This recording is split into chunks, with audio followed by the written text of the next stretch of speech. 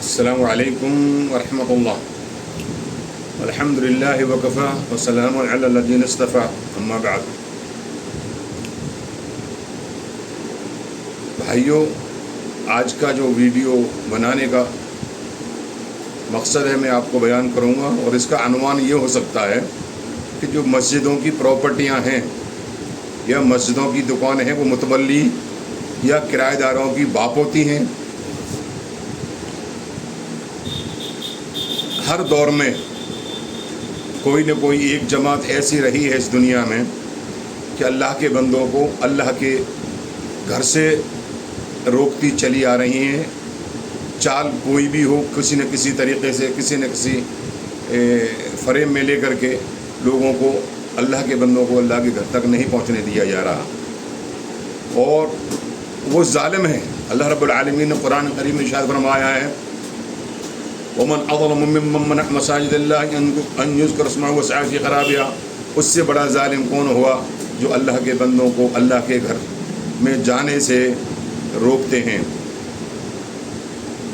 تو اصل مقصد بات کہنے کا یہ ہے کہ جو ہماری مساجد ہیں، جو اللہ کے گھر ہیں، یہ مساجدیں اس لیے بنائی تھیں کہ اللہ کے بندے اللہ کے گھروں میں آئیں اور اللہ کی عبادت کریں، اللہ کا ذکر کریں۔ ان کے جو ذمہ دار ہیں، جو متولی ہیں یا شہر قاضی ہیں یا اور جو بھی ذمہ داران ہیں، انہوں نے مسجدوں کی جگہ پر دکانیں بنا دی ہیں، اور وہ دکانیں 100 یا 150 روپے ماہوار ان لوگوں کو دے دی ہیں، کرایہ داروں کو دے دی ہیں۔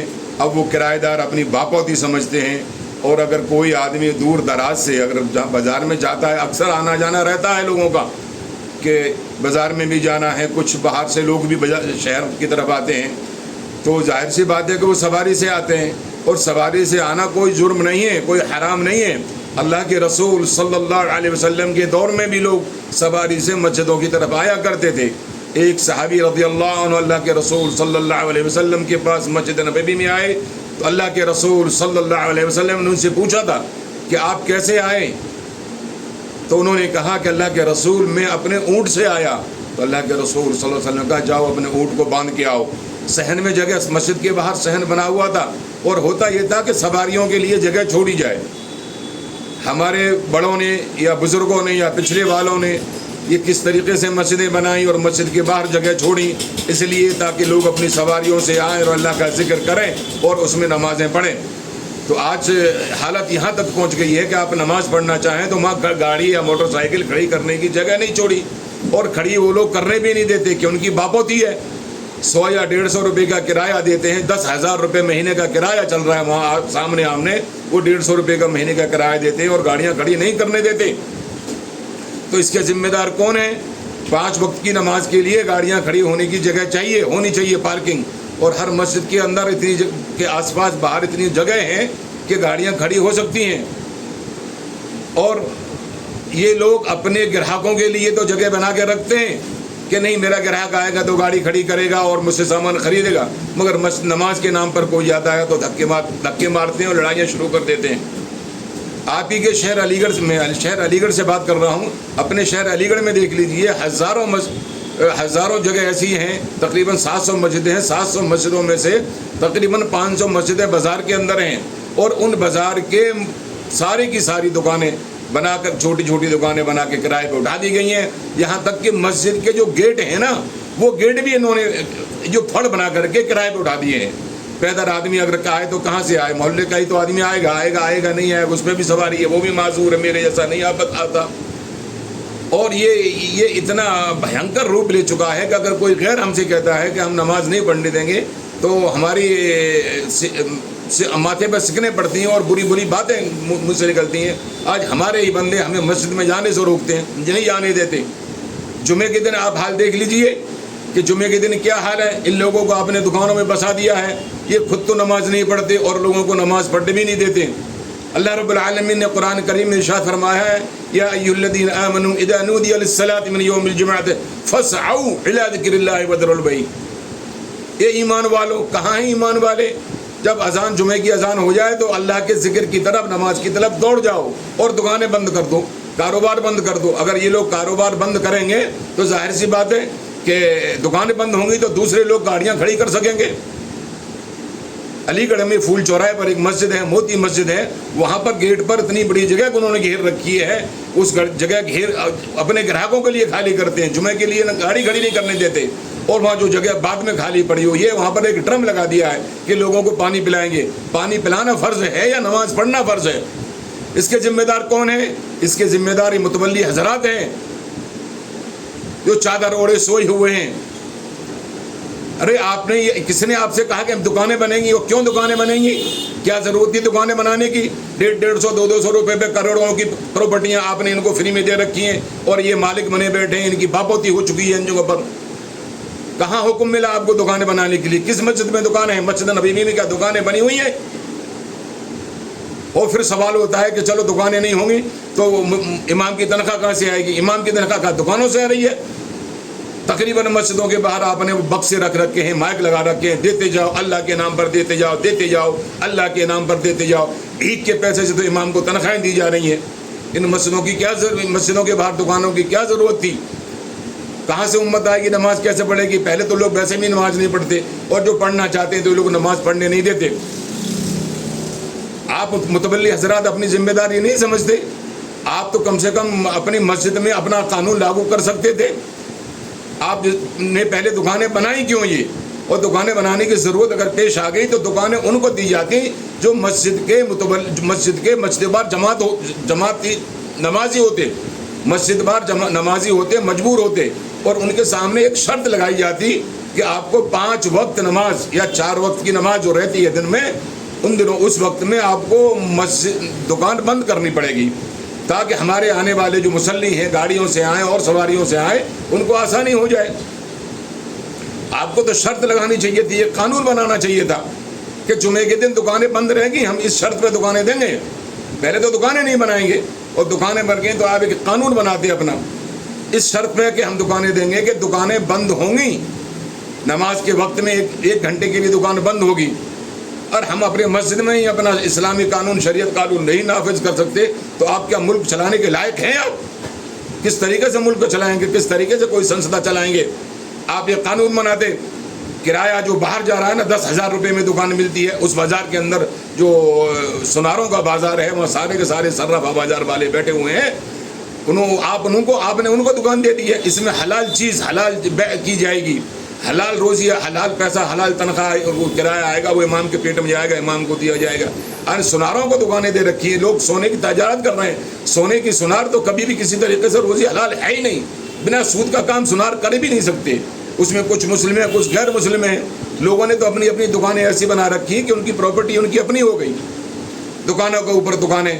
آپ نے کیوں نہیں کوئی قانون بنایا کہ اس میں ایک کیل بھی آپ نہیں ٹھوکیں گے کہ مسجد کی پراپرٹی ہے, ذمہ داری ہے, ایک امانت ہے. اللہ آپ سے کل پوچھے گا نہیں یہ کیا ہو رہا ہے, کیا ضرورت ہوئی دکانیں بنانے کی؟ مسجد بار جماعت پیسے 100 500 روپے مہینے دیتی, امام کی تنخواہ نکل جاتی. آنے والے مصلی اطراف سے آتے ہیں, کچھ گاؤں دیہات سے آتے ہیں, کچھ اور کہیں سے آتے ہیں, کچھ شہر کے لوگ بازار میں جاتے ہیں, وہ نمازیں پڑھتے ہیں. کوئی نماز نہیں پڑھنے دے رہا. ہماری جامع مسجد کو دیکھ لیجیے, 50-60 فٹ باہر لگے ہوئے ہیں, پیر رکھنے کی جگہ نہیں ہے وہاں پر. ہزاروں روپے کی کمائی آ رہی ہے, یہ کہاں جا رہی ہے؟ اللہ آپ سے نہیں پوچھے گا؟ گاڑیاں کہاں کھڑے, نمازی کیسے نماز کے لیے مسجدوں میں آئیں؟ آپ نے کوئی قانون نہیں بنایا. آپ قانون بنا دے, ہر سال کرایہ بڑھتا. باہر سامنے والے جو دکانیں ہیں ان کے کرایہ 20-20 ہزار روپے ہیں, اور مسجدوں کی دکانیں ان کے کرایہ 150 روپے سے اوپر نہیں ہے.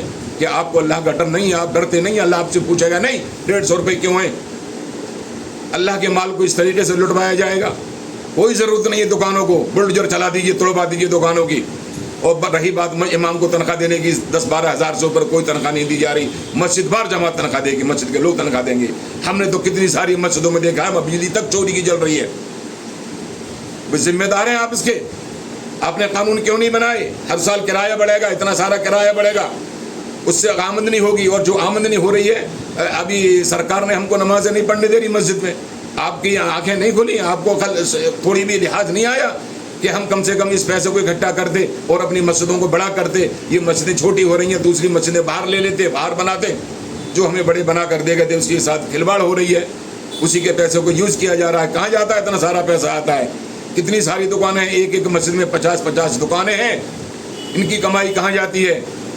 اماموں کی تنخواہ نہیں ہے، آپ نے کیوں نہیں کوئی قانون بنایا کہ ہم پیسہ اکٹھا کریں گے، اس پیسے کو کہیں بنائیں گے، لگائیں گے، مسجدیں بڑی کریں گے، گورنمنٹ کو ہم سے تکلیف ہوتی ہے، نماز ہم کو نہیں پڑھنے دے رہی، کبھی آپ نے نہیں سوچا؟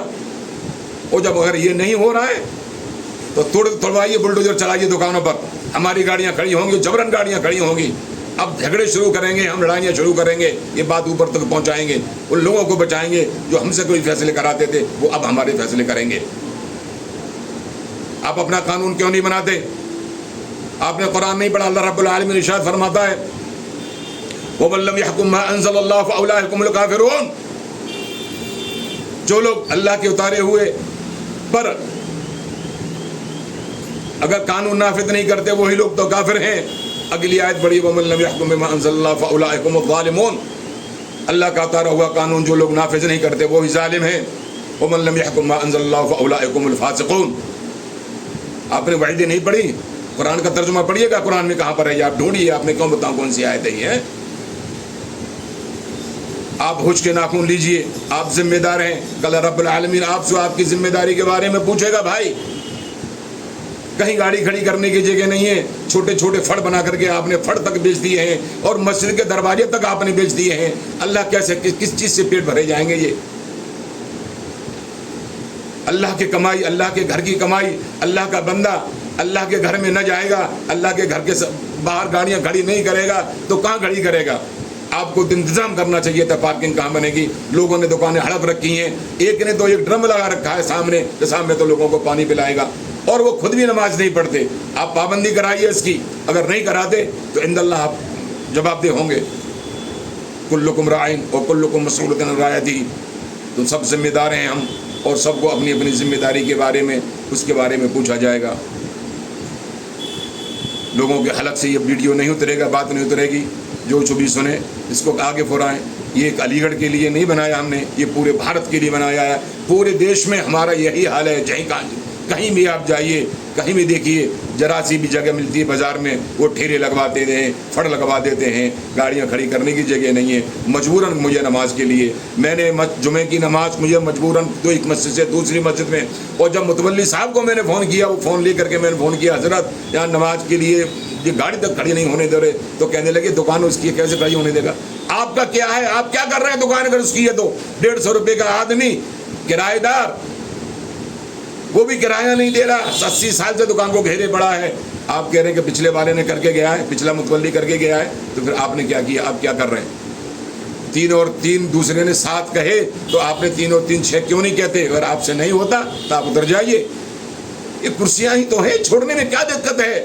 ارے جنازہ ہے جو نہیں چھوڑا جاتا، چھوڑ دیجیے، آپ نہیں ہوتا، اللہ آپ سے بہتر کوئی لائے گا اور اس کام کو انجام اس طریقے سے دے گا جس طریقے سے اللہ کے رسول صلی اللہ علیہ وسلم فرمایا۔